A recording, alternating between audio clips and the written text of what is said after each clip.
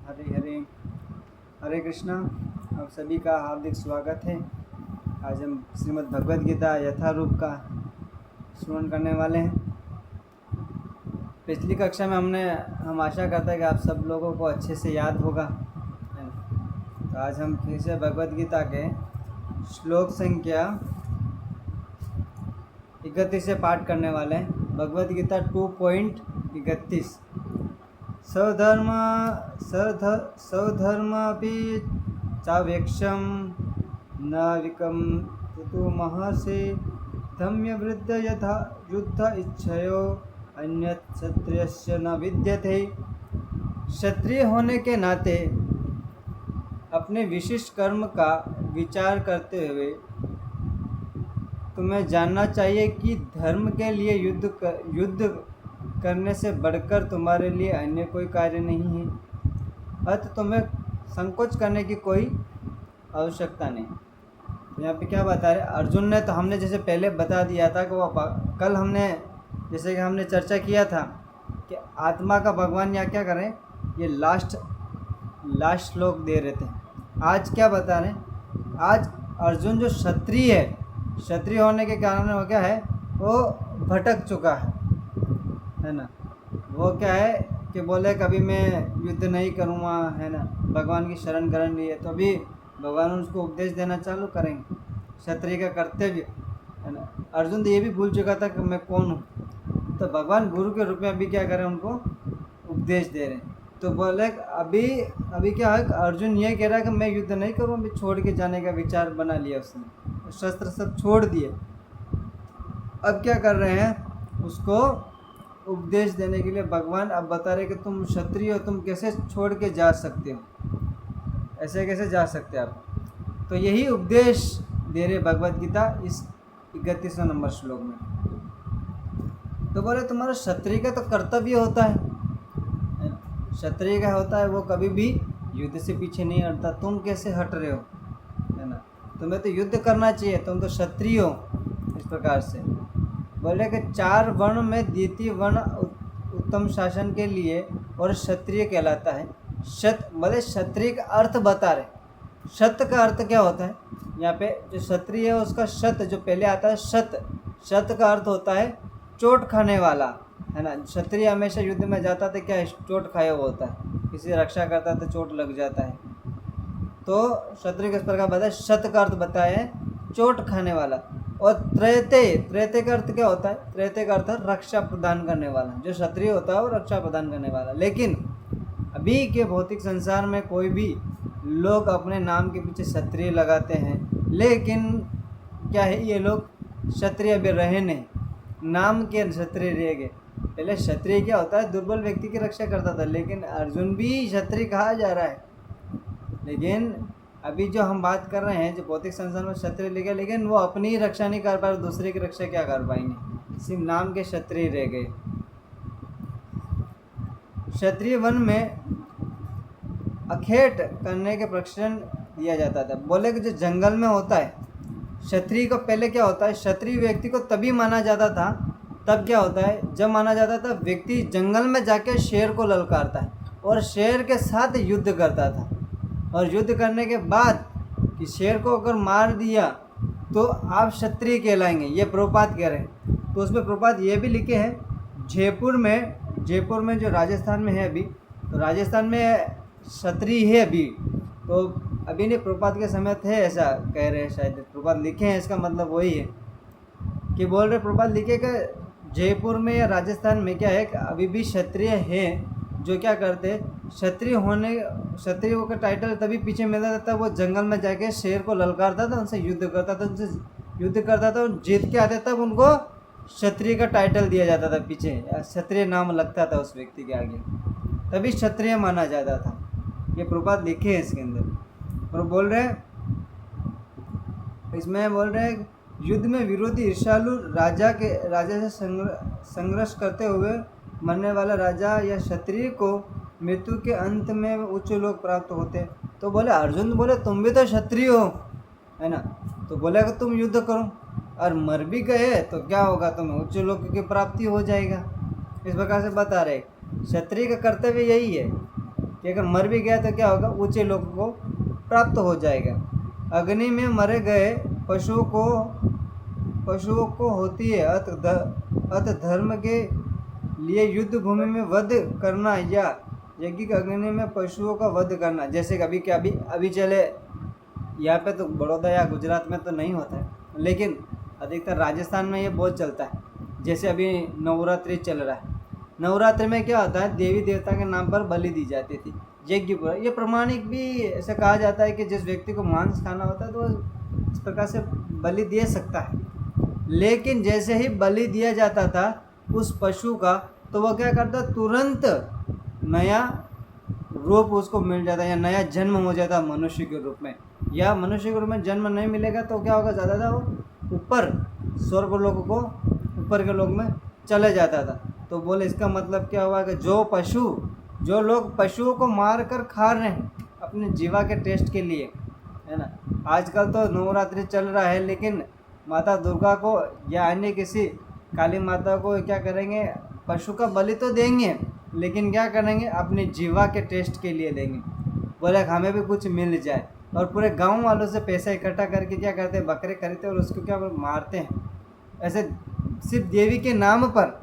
और बोलते हैं कि जब बकरा ये काटा जाता है तो कटता है तो उसको तो शरीर मिल जाता है, लेकिन उस व्यक्ति ने जितना पाप किया वो सबका पाप आप सबके ऊपर चढ़ जाता है, जो मांस खाता है, जो काटता है उनके ऊपर। उसको तो मिल गया नया शरीर, लेकिन उसमें हम फंस जाते हैं। इसीलिए व्यक्ति को मांस खाना भी नहीं चाहिए, ऐसी जगह पैसे देने भी नहीं चाहिए व्यक्ति को कि माता के बलि के लिए। और पहली बात तो ऐसा कहा जाता है कि मैं सुना है ऐसे कि जो माँ दुर्गा है वो किसी की हत्या क्यों मांगेगी, पहली बात तो ये है क्योंकि काली, माँ दुर्गा, माँ जगदम्बा, सबके पीछे माँ लगा है। मगर मैं माँ कह रहा हूँ तो क्या वो मेरी भी माँ हुई ना।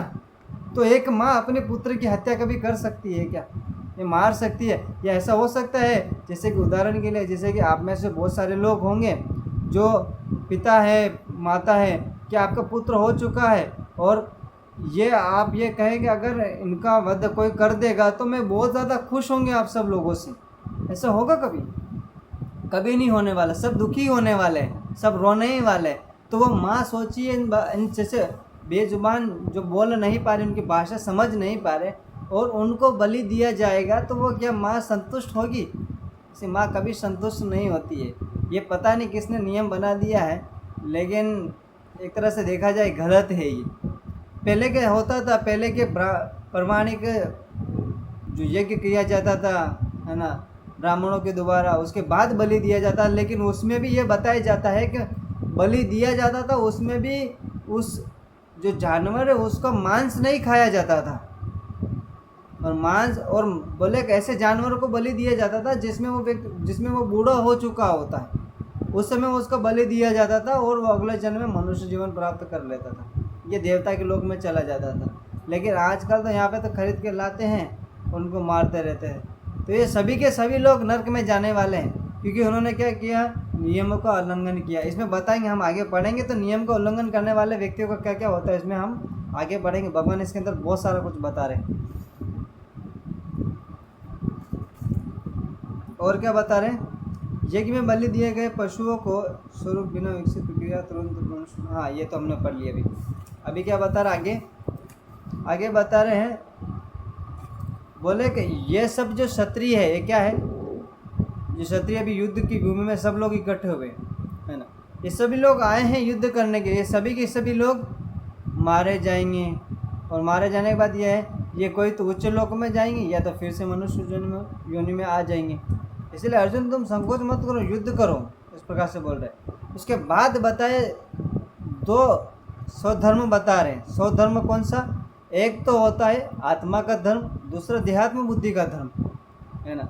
वे इसमें बोल रहे हैं कि जो एक धर्म जो होता है, जो आत्मा के लेवल पे आ जाता है, वो व्यक्ति क्या होता है, हमेशा यही सोचता है, मैं शरीर नहीं आत्मा हूँ, मैं कृष्ण का दास हूँ, मेरा एक ही कर्तव्य, मेरा एक ही धर्म है, कृष्ण को प्रसन्न करना। वह किस प्रकार से प्रसन्न कर सकता है? भगवान की सेवा करके। जैसे भगवान की कई अन्य प्रकार की सेवा होता है, भगवान उनसे प्रसन्न हो जाते हैं। जैसे भगवान को हर रोज़ भोग लगाना, भगवान का कीर्तन करना, भगवान के तीर्थों में जाके दर्शन करना, नदियों में स्नान करना, भगवान की आरतियाँ करना, भगवान के शास्त्र पढ़ना, भगवान के विषय में अन्य व्यक्ति को बताना, अन्य व्यक्ति को लाना, जिसे कृष्ण के बारे में व्यक्ति जान पाए, ये भगवान का होता है देहात्म बुद्धि। यानी कि जो होता है एक धर्म होता है, ये आत्मा का धर्म होता है। दूसरा होता है देहात्म बुद्धि।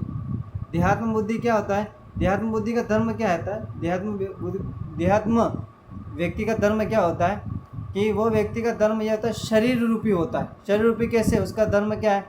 वो अपने ही परिवार को पालने के लिए कठोर परिश्रम करता रहेगा, है ना, 12-12 घंटा जॉब करेगा, ये उसका एक धर्म है। घर में राशन लाएगा, ये उसका धर्म है ना। और क्या करेगा? सभी का सम्मान करेगा, ये उसका धर्म है। पुत्रों का पालन पोषण करेगा, उनका ये धर्म है। अपने माता पिता का पालन पोषण करेगा, ये वो धर्म है। अपने पुत्र इत्यादि का सबका विवाह करवाना, ये उसका धर्म, ये शरीर रूपी का धर्म है, देहात्म व्यक्ति का धर्म है। तो ये धर्म होता है, इस श्लोक में ये बताया जा रहा है।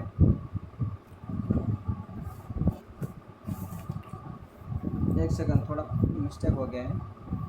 हाँ सॉरी, हो गया। और क्या बता रहे हैं? इसके बाद आता है अगले श्लोक में आता है। अगला श्लोक में यदिच्छा चाप पात्रम स्वर्गद्वारम पापर्तकम सख्यन क्षत्रिय पार्थ ढब्बन्ते युद्ध मीदृशम। हे पार्थ, वे क्षत्रिय सुखी है जिन्हें ऐसे युद्ध के अवसर अपने आप प्राप्त होते हैं,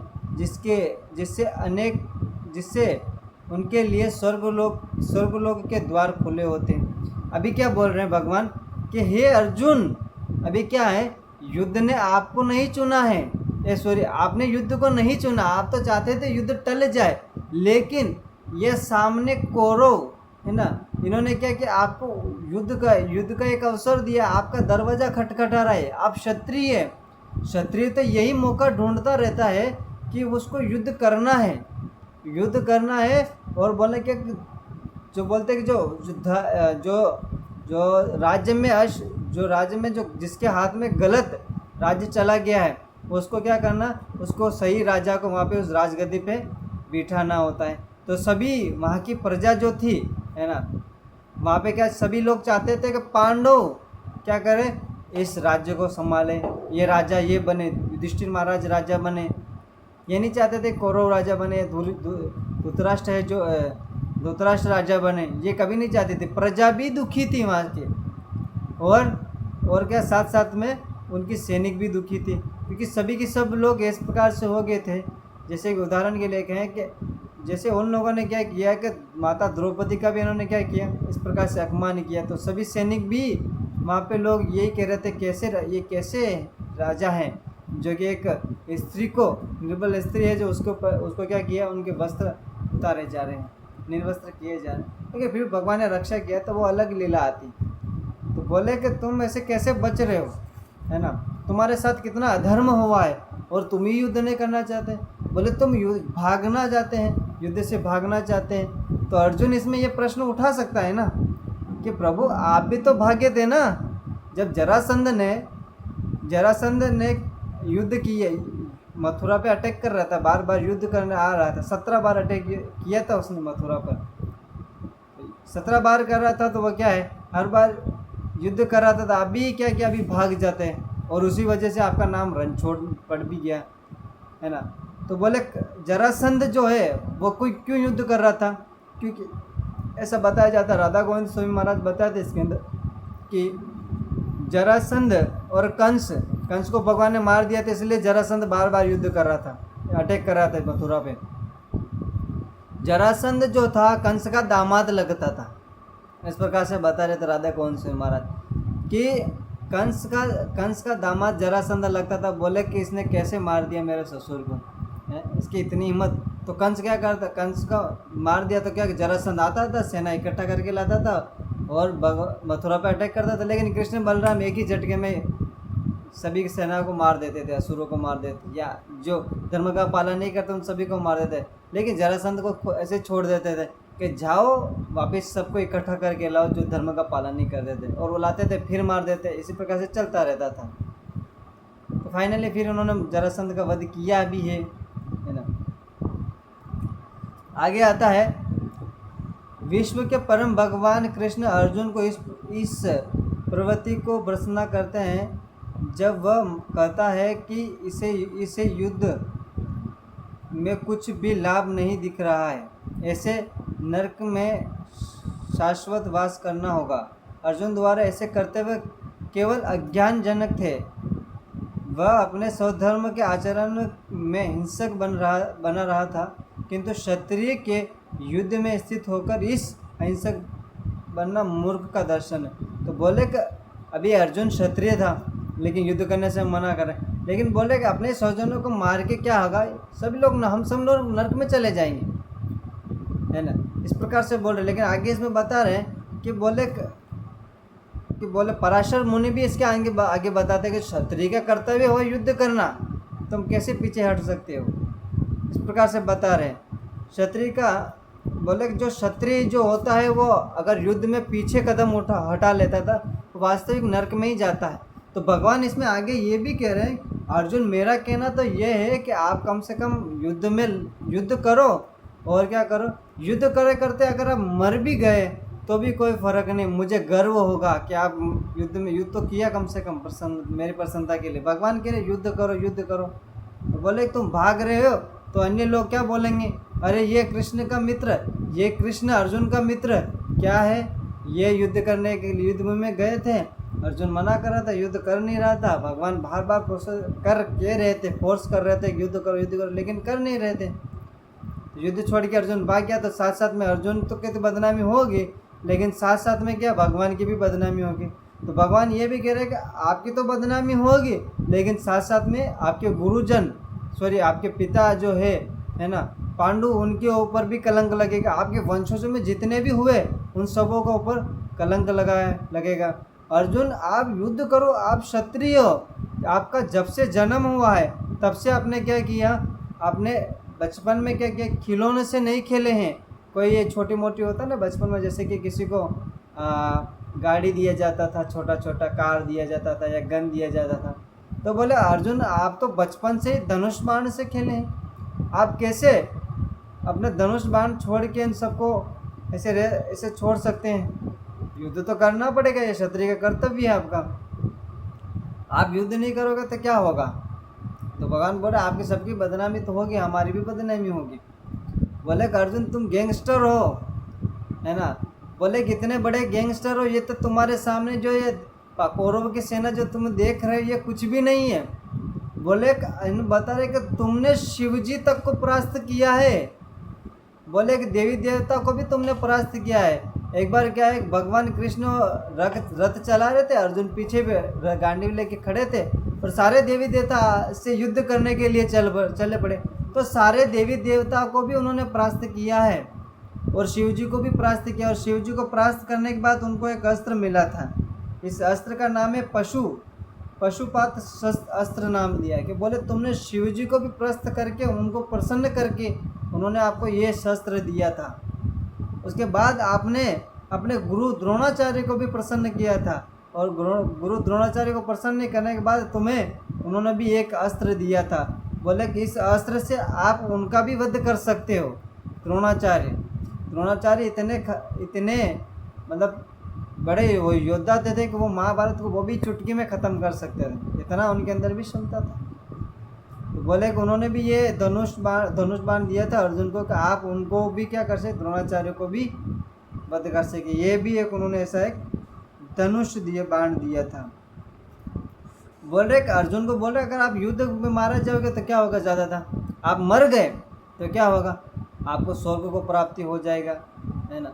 इससे क्या होगा, मर गए तो इससे क्या आपकी जो भी पिता हैं, है ना, आपके पिता दादा परदादा जो भी आपके जो बड़े बड़े राजा हुए हैं आपके कुल में, वो उनके ऊपर दाग नहीं लगेगा, और साथ में आप इस दाग से बच तो जाओगे, है ना। और आप जब युद्ध छोड़ के भाग जाओगे तो क्या होगा, बाहर के लोग आप सब लोगों को ताने मारेंगे। कौन से ताने, बच्चे भी ताने मारेंगे, बूढ़े भी ताने मारेंगे, जो निर्बल जो शक्तिहीन है वो भी आपके ऊपर ताने मारेंगे, क्योंकि बात तो सच्ची है। जो युद्ध छोड़ के जाएंगे ताने तो मारेंगे। व्यक्ति क्या होता है कि इससे अच्छा होगा, भगवान बोले कि इससे अच्छा ये कि आप युद्ध में मर जाओ, उच्च लोग तो मिलेगा कम से कम, और बोले तो युद्ध से भागे तो मैं नरक में जाना पड़ेगा, क्योंकि आपने सभी को अपने जो जितने भी क्षत्रिय हुए हैं आपके वंशजों में, तो सबके ऊपर क्या लगेगा, दब्बा लग जाएगा कि अर्जुन भाग के चला गया। तो बोले उदाहरण ये भी दे रहे भगवान के, भगवान तो नहीं कह रहे लेकिन प्रपात इसके अंदर कह रहे हैं, आपके पुत्र अभिमन्यु के पुत्र होवे कौन, परीक्षित महाराज।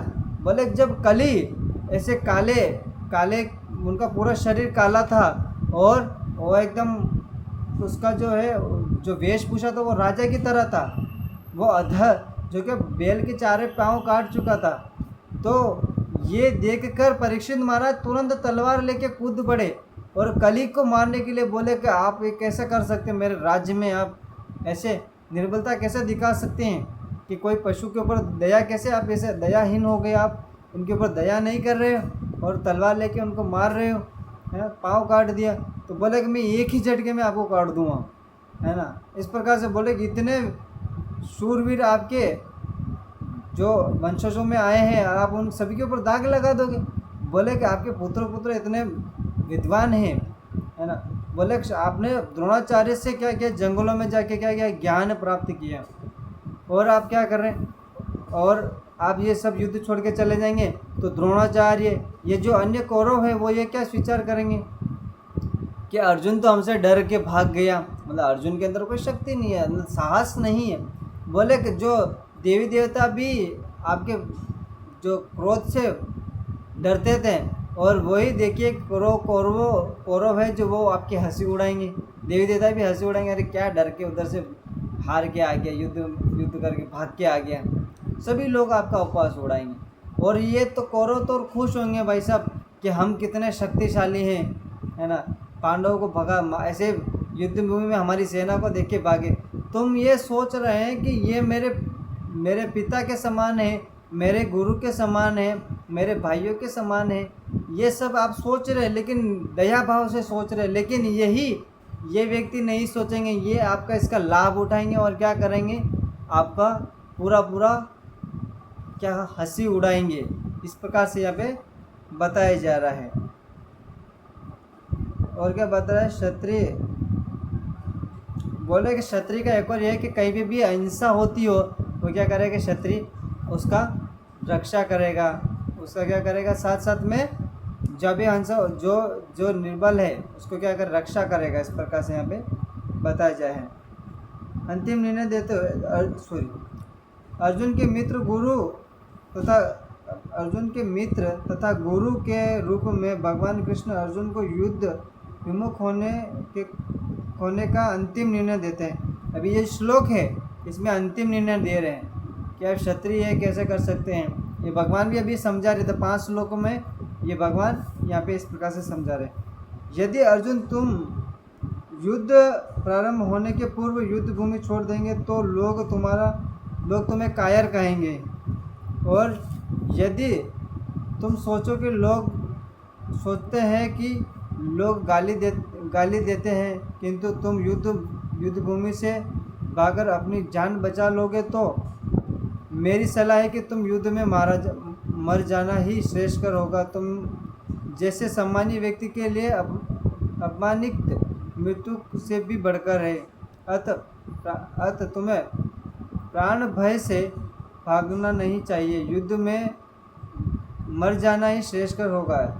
इससे तुम मेरी मित्र का दुरुपयोग करने तथा समाज में अपनी प्रतिष्ठा खोजने के अपयश से बच जाओगे। बोल रहे कि युद्ध में मर जाओगे तो क्या होगा, आपकी खातिर तो वैसे बनी रहेगी, है ना। जैसे बोल रहे हैं कि बॉर्डर पे युद्ध छिड़ गया हो और सैनिक बोले मुझे घर पे जाना है, तो उस समय उस सैनिक को क्या बोलेंगे, अरे ये तो कायर है भाग के आ गया। लेकिन यदि वो सैनिक अगर बॉर्डर पे क्या करे, युद्ध करते करते मर गया, है ना, शहीद हो गया, तो क्या होगा, पूरे देश में नाम होगा, हर जगह खबरें चालू होगी, अगर ये व्यक्ति यहाँ पे मर गया है, इस फलाने का वगैरह हर जगह टीवी में न्यूज़ चले, उसकी खाती बढ़ जाएगी। और अर्जुन को भी क्या बोले, तुम युद्ध करोगे, तुम मर गए तो तुम्हारी खाती बनी रहेगी, कोई भी तुम्हारा हंसी नहीं उड़ा पाएगा। इस प्रकार से बता रहे हैं। अगले बताते हैं, जिन जिन महान योद्धाओं ने तुम्हारे नाम यश को सम्मान दिया है वो सोचेंगे कि तुमने डर के मारे युद्ध भूमि छोड़ दी है, और इस तरह वे तुम्हें तुच्छ मानेंगे। क्या बोले? तुमने जिनको जिनको हराया है, सभी देवता जो अन्य लोगों ने आपने जिनके दिल में जगह बनाई है कि अर्जुन कितना बड़ा योद्धा है, लेकिन अब तुम चले जाओगे तो क्या होगा? सब लोग तुम्हारी हंसी तो उड़ाएंगे ही। इस प्रकार से यहाँ पे बता रहे हैं भगवान कृष्ण अर्जुन को अपना निर्णय सुना रहे कि तुम क्या करो? युद्ध करो। अंतिम निर्णय सुना रहे हैं ये, युद्ध करो युद्ध करो युद्ध करो। इसके बारे में भगवान यहाँ पे बता रहे हैं, हर बार बहुत जोर दे रहे हैं और बता रहे हैं तुम्हारे शत्रु अनेक प्रकार के कटु शब्द तुम्हारा वर्णन करेंगे और तुम्हारी समर्थ का उपवास करेंगे। तुम्हारे लिए इससे दुखदायी और क्या हो सके? बोले कि तुम्हारा उपहास उड़ाएंगे सभी के सभी लोग, है ना। तुम क्या कर रहे हो? कुछ कर ही नहीं पाओगे। इसीलिए हमारा तो एक ही कहना है, भाई साहब युद्ध करो। इसमें देखिए भगवान अर्जुन को क्या बता रहे हैं? इसका मतलब युद्ध करो भगवान बार बार कह रहे हैं। इसका मतलब बोले अर्जुन तो ये भी कह सकता है, अरे भाई साहब तुम मुझे कह रहे हो युद्ध करो। आप तो सामर्थ्य हो ना, आप क्या करो? एक झटके में तो आप सुदर्शन चक्रों का आह्वान करो सभी को एक ही झटके में। 18 दिन तक कौन युद्ध करेगा? इससे अच्छा आप 18 सेकंड भी नहीं लगे, आप क्या करोगे? उन सबका वध कर सकते हो। लेकिन भगवान तो अर्जुन को एक निमित्त मात्र बनाना चाहते थे। और भगवान क्या है? भगवान अपने भक्तों की ख्याति फैलाना चाहते हैं, भगवान का यश फैलाना चाहते हैं। भगवान का तो ऑलरेडी यश इतना फैल चुका है कि पूरा पृथ्वी लोग जानता है कि भगवान कृष्ण ही भगवान है। उन्होंने क्या क्या लीला किया भगवान को सभी जानते हैं, लेकिन अभी अर्जुन को फेमस करना चाहते हैं भगवान। और वास्तविक में अर्जुन को फेमस किया है भगवान ने, तभी तो हम आज भगवान की गीता पढ़ पा रहे हैं। अर्जुन का दोनों का संवाद पढ़ रहा है। अर्जुन कैसे भ्रमित हो गया है ना। ये वापिस भगवान क्या कर रहे हैं? अर्जुन को कहने की युद्ध करो। ये इन श्लोकों में यही कह रहे हैं। और जैसे हमारे जीवन में भी क्या है? हमारे जीवन में युद्ध चला है। भगवान ने जैसे कालिया के ऊपर, फन के ऊपर डांस करके कालिया का सारा विष निकाल दिया, उसी प्रकार हमारे हृदय में जो कालिया बेटा है उसके भी अनंत फन है और वो विष उगल रहा है। लेकिन हमारे हृदय में अभी कृष्ण आया नहीं उस फन को ऊपर डांस करने के लिए, ताकि वो हमारा जो फन रूपी जो हृदय में जो इतने कलमश पाप भरे हैं और पाप भरे वो निकाल पाए। तो भगवान जो हमारे हृदय में जो कालिया के रूप में, काली नाग के रूप में बैठे हुए हैं, इस शेष नाग के बैठे हैं, तो विष निकलता जा रहा है। इसीलिए तो हम लोगों से क्या कर रहे हैं? ईर्ष्या करते जा रहे हैं, द्वेष करते जा रहे हैं, लोगों से झगड़ा करते जा रहे हैं, लोगों को गालियाँ देते जा रहे हैं, भगवान का नाम नहीं ले रहे हैं। बोले कि यदि आप भगवान को उस नाग के ऊपर डांस करवाना चाहते हैं, उसका सारा विष निकलवाना चाहते हैं, तो भगवान का नाम लेना पड़ेगा। भगवान का नाम कौन सा है? हरे कृष्णा कृष्णा कृष्णा हरे हरे, हरे राम राम राम हरे हरे। इस प्रकार से आप नाम लेते हैं तो भगवान इस हृदय में उस कालिया रूपी जो अपना मन है उस पर डांस करेंगे और सारा विष निकल जाएगा। और विष निकलने के बाद वो हृदय पवित्र हो जाएगा और निरंतर भगवान का नाम निकलता रहेगा। इस प्रकार से भगवान यही कह रहे हैं कि भाई साहब आप क्या करो? युद्ध करो। इस श्लोक में तो ये हो रहा। तो हमारा यही कहना है कि आप लोगों भी क्या करें? इसी हरे कृष्ण महामंत्र का कीर्तन करते रहिए और अपना पाप धोते रहिए। भगवान का एक नाम है हरि। हरि का अर्थ क्या होता है? हरि का अर्थ होता है जो सब कुछ हर लेता है। जैसे अर्जुन के जीवन में अभी 5 श्लोक में अर्जुन दुखी है, लेकिन भगवान का नाम है हरि, तो अर्जुन का दुख हर लिया है भगवान हरि ने। इसीलिए अर्जुन क्या करेगा? आगे युद्ध के लिए तैयार होगा। इसीलिए हमारे भी इधर क्या है? जीवन में बहुत सारे दुख हैं, चाहे भौतिक हो चाहे कुछ भी हो, है ना। तो वो दुख हरेंगे कौन? हरि। लेकिन हरि हरेंगे कब? जब हरि का नाम हम लेंगे, तभी हरि हमारा क्या करेंगे? दुख हरेंगे। हरे कृष्णा।